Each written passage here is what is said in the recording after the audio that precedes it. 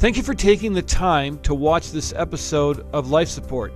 If you enjoy the content, we would ask that you like it, hit subscribe, and share it with your friends. Hey, I'm so glad you joined us on Life Support. What we do on this program is we love to tell stories about people and how Jesus enters in to difficult circumstances and really redeems lives and transforms people's lives. And so we're going to do that again today. I have a very special guest with me. His name is Bugg. He's a very, very special guy that operates here in the Twin Cities area, and he's involved with all kinds of charities, and we're going to find out about his story and what he's involved with. So Wayne, thanks a lot for being here. Oh, thank you for having me. It's great to have you. So you've got so many things going on here. We're going to get to all of this, and you're working in a difficult part of the city of Minneapolis. But you have a story as well. So how did you end up here on Lake Street in Minneapolis doing all of this? Yeah. So I grew up on the south side of Chicago, a south suburb, Harvey, Illinois. I don't know if you've ever seen the movie The Blues Brothers. There's a scene where a police car drives through the shopping mall and tears the mall up. And so that's our claim to fame. Got it. Is when this mall was destroyed. The mall was never fixed because at that point our city was at a decline, and so we were used as a way of redistributing comedic relief for others. And so that's what I felt like my life was like. And so I grew up in this inner city, impoverished, high crime. By the age of 13, I was expelled from school. During this season in life, I don't know if you're familiar with the drug crack cocaine. Mm-hmm. It had infiltrated the community. Because of the poverty, I think there was a level of despair and hopelessness that people had from living in these poor neighborhoods. They couldn't find jobs or careers, and so they self-medicated. Mm-hmm. And crack was cheap and it was plentiful. And so both of my parents turned to that drug as a way to escape their norm and a city that I was surrounded by. And so being in this environment made me a dangerous, destitute child. And so again, by the age of 14, I got kicked out of school. And they told me that I couldn't go to any other school in the city. So I was expelled except for the bad boy school, PACE. And so I declined their offer, and from there, at the age of 14, I dropped out of high school. There was another school to accept me. It was called a school of hard knocks. The city, other people that dropped out of school, the people that were in gangs and things of that nature, they were already posted up on the blocks, and they were selling drugs. And so to a degree, my options was either use drugs or sell drugs. And so I opted to hang with the drug dealers, and I found myself in some difficult situations. And one in particular, we went to go buy some weed from somebody one day. The person opened the door, and the person I was with shot him. Mm-hmm. And so this person was laying on the ground bleeding, and then the person went to go shoot him a second time, but the gun jams. And it saved that person's life, but it also saved mine. Because otherwise I will go down as an accessory to a murder. And so they took me down to the courthouse and asked me all the different questions and all that. And then I had this epiphany that I must leave the city of Harvey. And it was a difficult decision. I was the oldest of 4 children. And again, my parents were in a difficult state. And to a degree, it felt like, abandoning them. Yeah. And so, but I knew that death was imminent or prison if I didn't leave. And so I reached out to an aunt of mine who said I can come live with her. And so I was looking forward to this new season. What I didn't know, the city that she was in was just as bad as the one I left, or if not worse. She lived in Gary, Indiana. Oh, yep. And it was destitute, no jobs, homes and apartments boarded up, churches with trees growing through them because they had been abandoned for the last 20 years. The steel mill or whatever it was, that was the thing of the industry of that day was gone. And again, you had people with no place to turn, no hope. Yeah. The void of hope. And so they turned to alcohol and again, drugs to mask their despair. And so the crack epidemic had hit that place too, like a tsunami. And you had these people who would get paid on Friday from little minimum wage jobs, and by by Sunday that they would be broke, lights being turned off, water coming home and there's no water from school. And again, another place where gangs was thriving. For whatever reasons, there was not a lot of men at home, was either locked up in prison or high or whatever the case may be. And so the gangs ran rampant, and I was finding myself again in that same space. And one day I was with my cousin. We went to these young women's house, and they had some other guys there. And we got chased from there. Me and my cousin got split up, and they caught him, and they pistol whipped him. Oh, wow. But he lived, and my aunt said it's time to leave Gary. Mm-hmm. And so she had a friend here in Minneapolis who said we can come live with her, Auntie Renee. And Auntie Renee lived in North Minneapolis. She had a 1-bedroom house and 2 kids.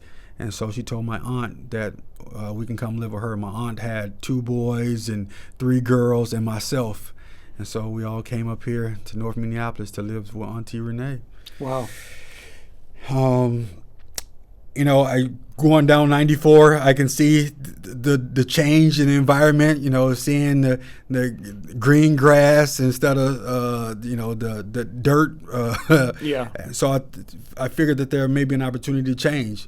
And so I noticed upon arrival, though, that, North Minneapolis was, out of all the places to land here, was, very similar to home.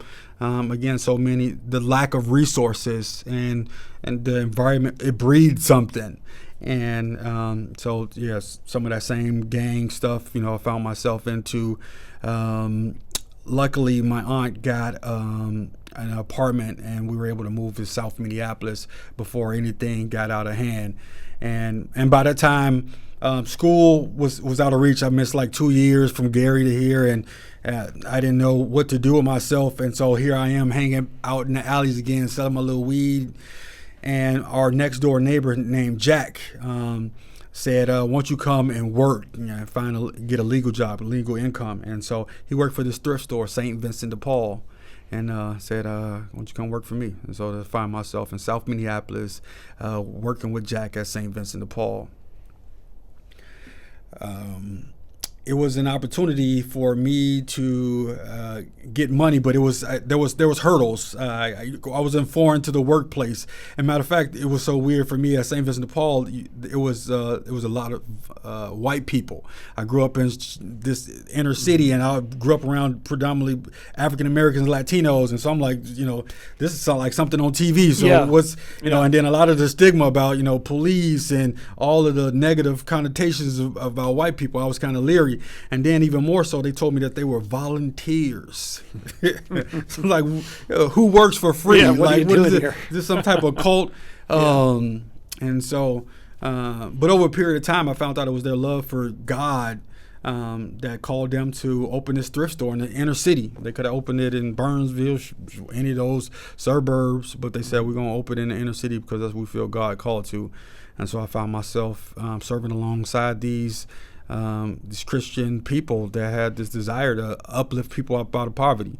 The thrift store provided jobs, but also provided quality goods for the individuals in the inner city who a lot of times don't have access to those items. Sometimes I just feel like a clothing desert. I know we hear about like stuff like food desert and things of that nature, but like a clothing desert, you're not having access to clothing. I remember growing up poor and my mom taking me to clothing closets and the food shelves and things of that nature.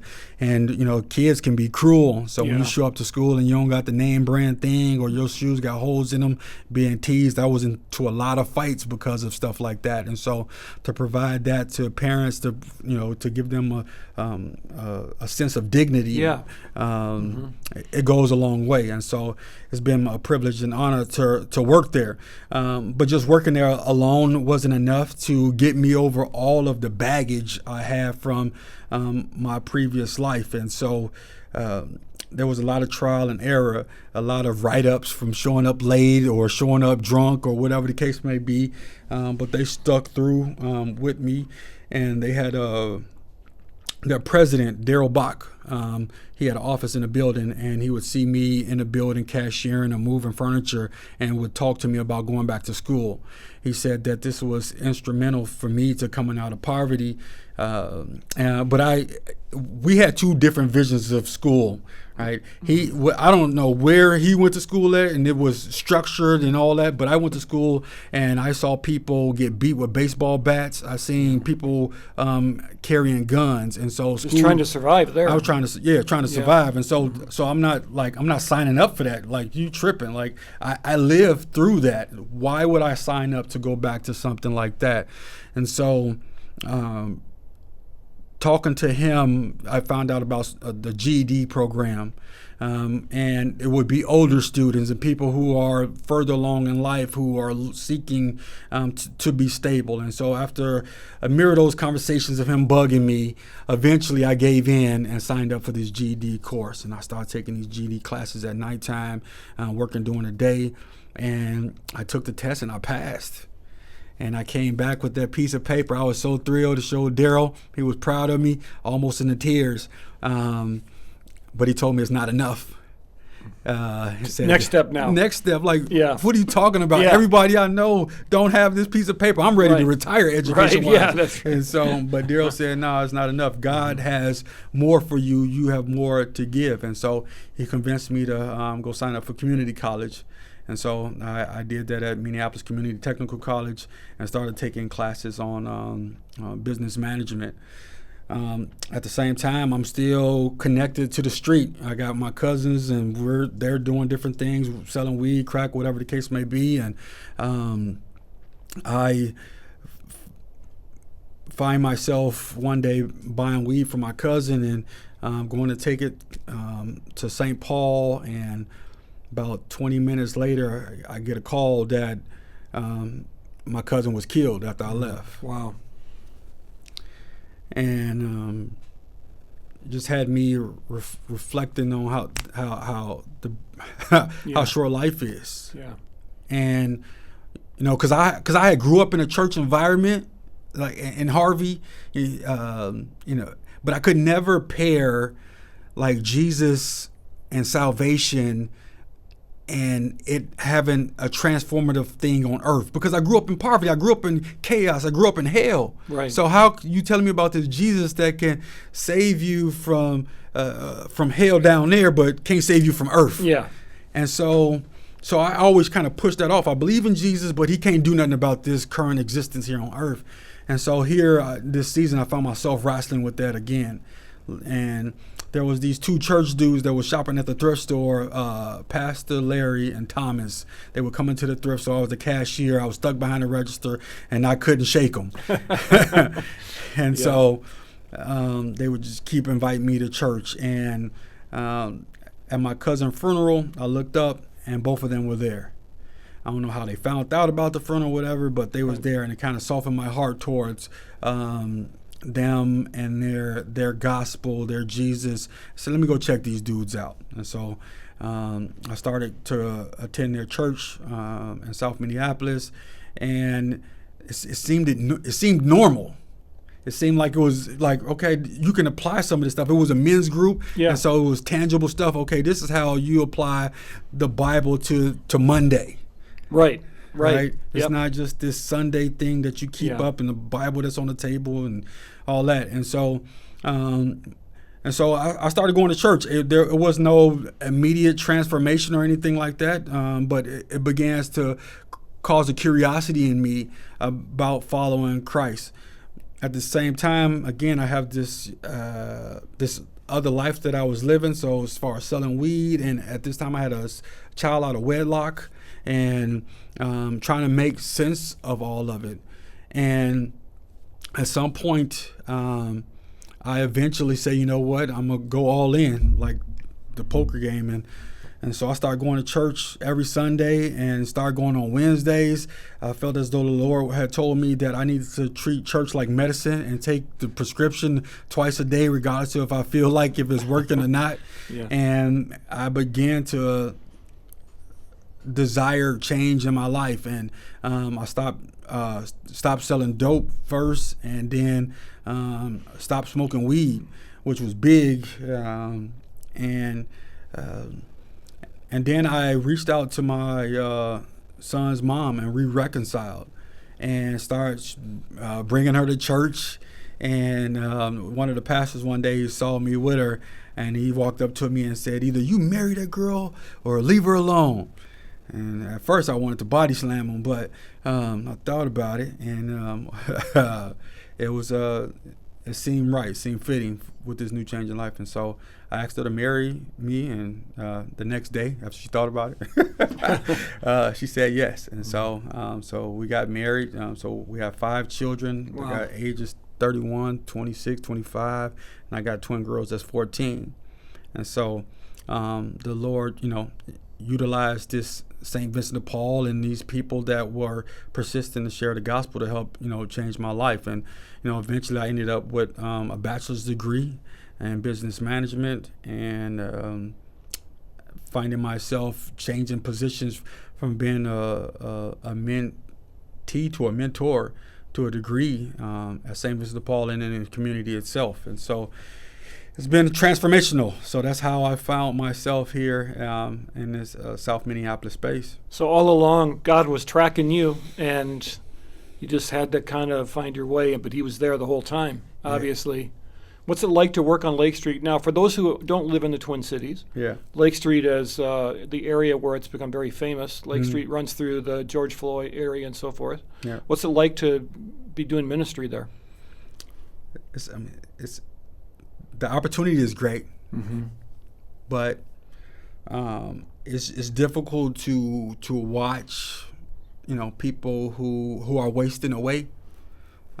It's heartbreaking. That's what it's like to be on Lake Street and see individuals in dire need of Jesus, dire need of hope, dire need of resources. I'm glad that we're there and that we can provide a level of solace for them, but the need is so great. It's tough. It's hard when you're doing really good stuff, but you can't help everybody. Yeah. And I always think I had this when I was in India training pastors, and I looked around and I was so overwhelmed by the place that there's billions of people here that I can't help at all. And then I started thinking about when Jesus went into the pool of Bethesda to heal this man that was there. He just healed that guy and walked out. Wow. And everybody else was still there. Yeah. And I thought, he didn't, at least at that moment, he wasn't there to help everyone. He was there to help that man. Yeah. And that took a little bit of the pressure off, thinking that I should be helping everybody. That's good. Wow. You have been uniquely gifted to work there, though, right? Because of your background. And so you must have a tremendous amount of credibility to the people there. Yeah, I think God is, strategic, right? That he would allow me to go through those seasons and be able to utilize it. What the devil meant for evil, God, will use for good. It was Joseph who said that he went through all of that stuff. And so I definitely feel that I have a purpose for this pain that I went through. And so to be able to have empathy for those that I come in contact with and to talk with them, and like you said, the credibility. So when I'm talking to them, it's not out of a place because I read a book. Right. Right. I wouldn't be the right guy for that job. But you are. Yeah.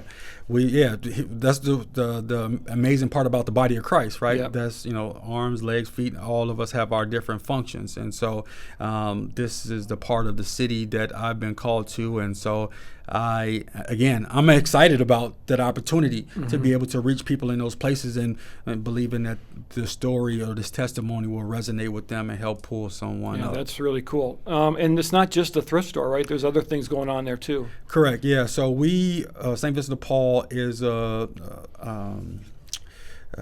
parish-based ministry where parishioners actually go and respond to the calls for help. So when people in need, they call the church. Our job at St. Vincent de Paul is to train up the people in the church, so when they respond to these call for help, that they respond in a dignified way. There's a scripture that says, "Whatever you've done for the least of these, that you've done for me." Mm-hmm. And so our job at St. Vincent de Paul is to train parishioners, church folk up on how to be able to do it. And so we have a litany of volunteers throughout the Twin Cities, like 300 volunteers in about 15 parishes that we work with. Wow, that's really cool. Yeah. And you must see people that remind you of yourself. Like, you must see kids and go, yeah, wow, that was me, how many years ago? Yeah. It's a great thing to be able to and right, because that's what God does. He's able to see the end from the beginning, and so like Daryl was able to see with me, that forethought, and say, okay, I can see the potential in you, and sometimes in life that's what we need. We need that one person to see the potential in us, and then us to pull us along. To tell someone that you believe in them is a powerful thing. It is, if you really mean it, and you're willing to invest in them. That's life changing. Mm. Yeah, and there's two things you just said. One was to tell them, and then to invest. Right. Mm-hmm. Quite often, sometimes, which is probably another conversation, is that we have people that tell us, but they don't invest. And so to be able to stay there and to walk that out with them is special. There's a lot of people who've been abandoned, and so when you show up and say, I'm here for the long haul, that does something special for them. Yeah, you have to earn their trust, right? And then you have to hold that trust really carefully, because they get hurt easily. Correct. Yeah. Well, I think you're an inspiration. I think your story is amazing, and we need more people like you. And so this is Society of Vincent de Paul, Twin Cities, and you're the executive director there. Yeah. Do you ever take donations? We do. One of the biggest things is that we do free clothing stores. So an organization or a park will call us and say, we have an area that's in need. Will y'all pull up? And so they call us, and then we show up with a free store and give everything away. And we can only do that with the donations from others. And so if you're interested in doing like a clothing drive or furniture drive or any of the things of that nature, that's what keeps us to be able to do what we do. We couldn't do without donations. And how can we contact you? Email wbug@svdp for St. Vincent de Paul, MPLS for Minneapolis.org, or reach me on my cell phone, 612-532-7026. You're going to get a lot of calls now. That's okay. Bring it on. There's a lot of people in need. Yeah, there's no doubt about that. Thanks so much for telling your story. Yeah, thank you for having me. Appreciate it so much.